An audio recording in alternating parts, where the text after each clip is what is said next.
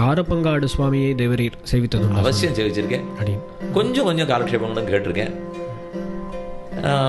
ரொம்ப உயர்ந்த వ్యక్తి சேவிச்சா போகிறோம். அவருடைய சிஷ்யாலாம் சொல்கிறது தேவள் சொல்கிறதெல்லாம் ஓஹோன்னு இருக்குது, ஆனால் அது முக்கியம் இல்லை, தேவளை சேவிக்கிறதே போகிறோம்வா.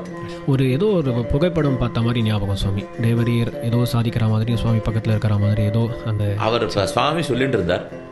அப்போ என்னை கூட்டு முன்னாடி உட்காந்து வச்சுன்னு ஏதாவது ஒரு பாட்டு சொல்லுன்னு சொன்னார். அப்போ ஒரு ஸ்லோகம் சொன்னேன்.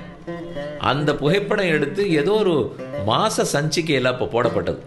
நான் சொல்கிறது பொதுவான ஏதோ ஒரு பத்திரிகை, சம்பிரதாய பத்திரிகை கூட இல்லை, அது ஏதோ ஒரு பொதுவான பத்திரிகையில் வெளியிட்டா. அந்த சமயம் அப்போ என்னங்கம்மா எனக்கு ஒரு 5-6 வயசு இருக்கலாம், 1968 இருக்கலாம்னு வச்சுக்கோங்க.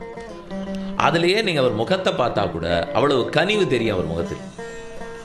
நான் திரும்ப சொல்கிறது, அந்த கனிவு அவர்கள்ட்ட இருந்ததே திருத்திச்சு.